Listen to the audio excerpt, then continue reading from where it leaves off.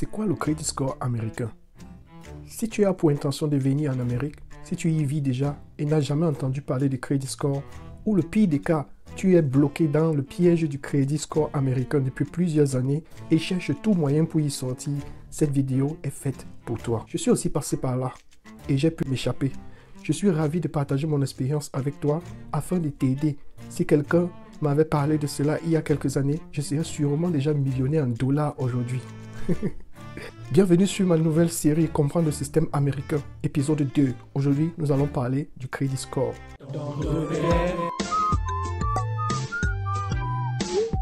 Sûrement, tu te demandes, c'est quoi le Credit Score? Oui, je vais sans doute commencer à répondre à cette question.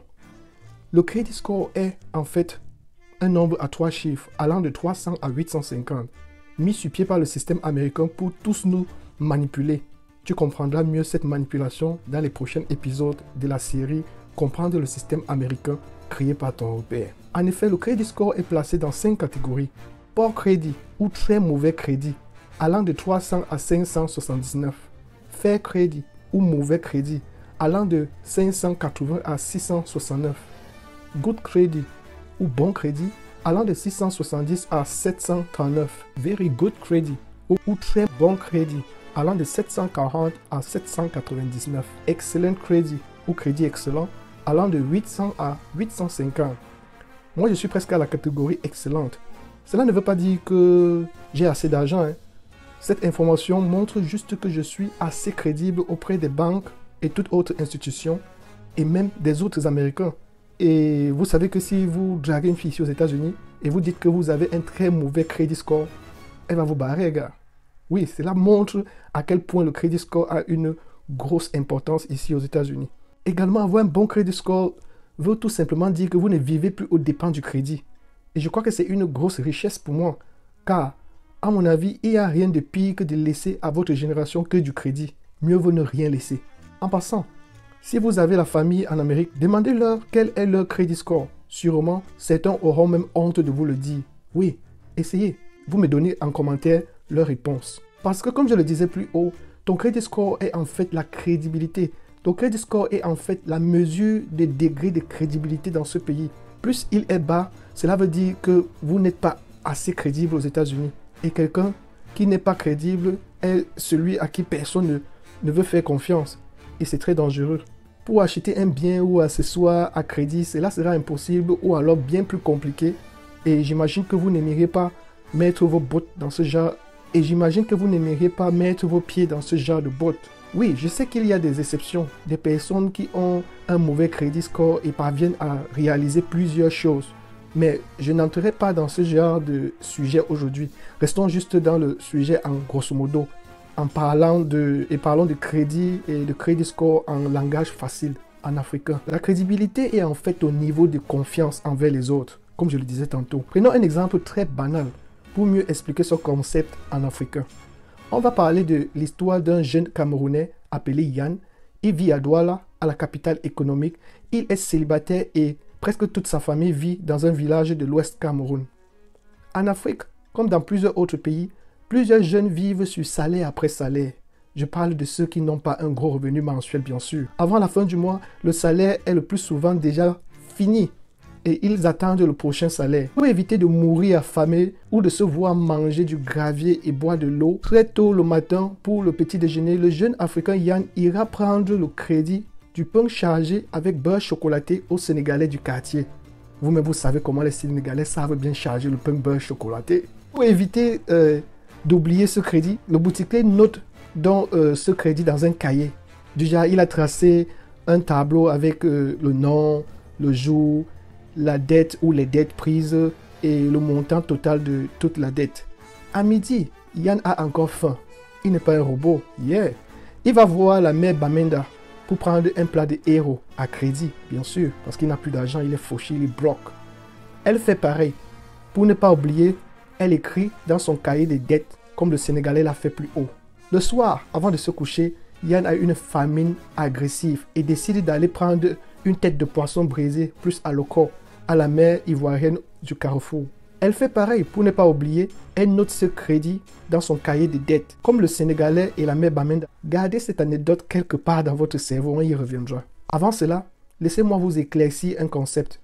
Il est à noter que le Sénégalais, la mère Bamenda et la mère ivoirienne, pour donner du crédit pour la première fois au jeune Yann, il faut d'abord qu'il soit un fidèle client, bien sûr, qu'il ait déjà fait plusieurs achats sans crédit. C'est ce que les Américains appellent ici « build your credit ». Ou alors prendre à la banque une carte de crédit de confiance ou secure card à risque zéro.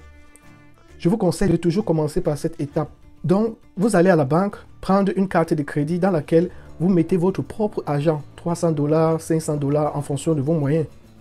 Et après, vous utilisez cet argent qui est dans votre carte et vous remboursez progressivement. Et bien après, quand la banque va constater que vous faites bien, vous gérez bien votre crédit, elle va vous rembourser vos 300 ou vos $500 que vous avez mis au départ. Et puis elle-même, elle va maintenant mettre son argent dans la carte bancaire.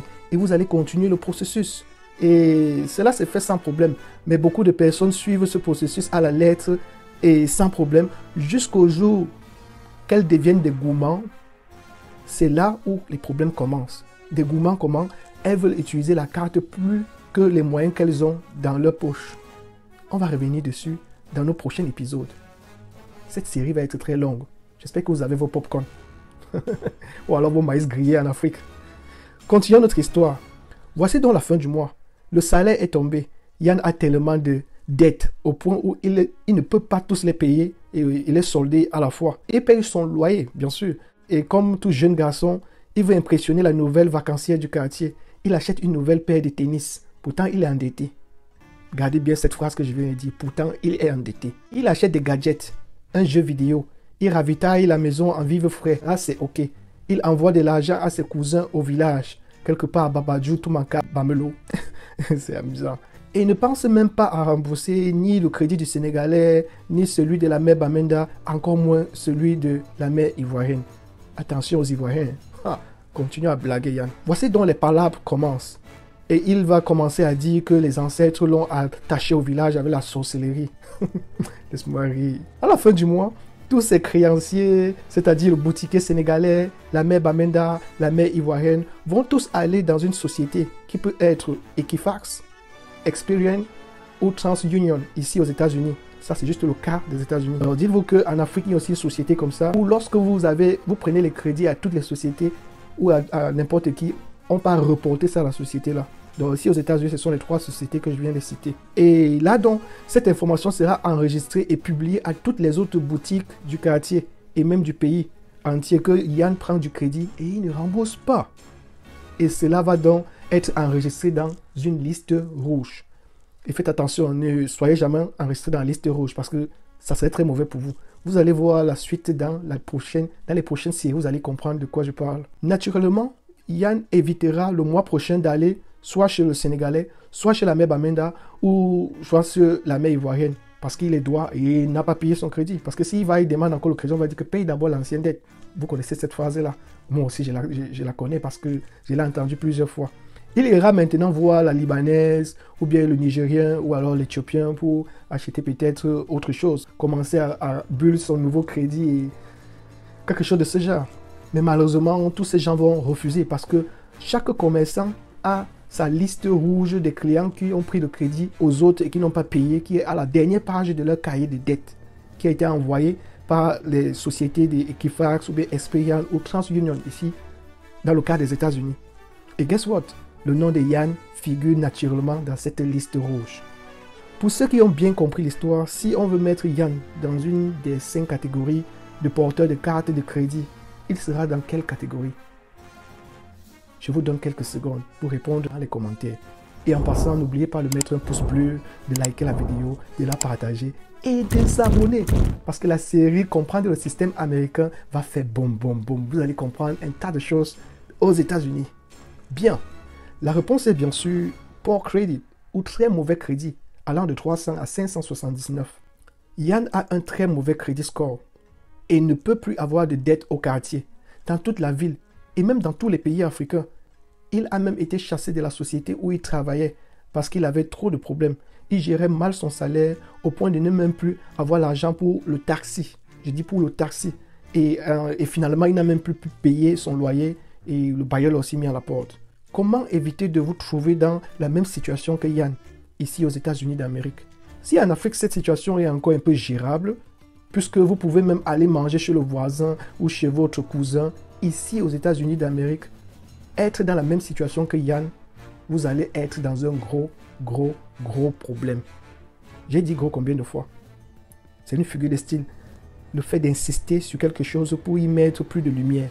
Les littéraires, please, dites-le moi en commentaire. Quelle est cette figure de style?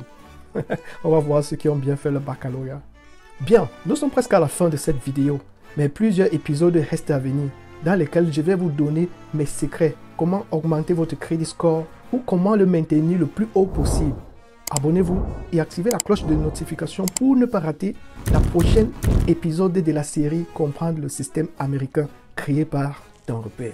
Et si tu as pour intention de venir aux États-Unis d'Amérique ou si tu y vis déjà sans papier et te sens perdu dans la jungle américaine, regarde cette vidéo dans laquelle je t'explique comment changer ton statut en Amérique pour enfin réaliser ton rêve américain et préparer ton beau retour en Afrique. Allez, c'est parti! Hey, ce n'est pas tout. Votre repère se trouve dans Ton Repère, la boussole des Africains en Amérique. Merci, Ton Repère.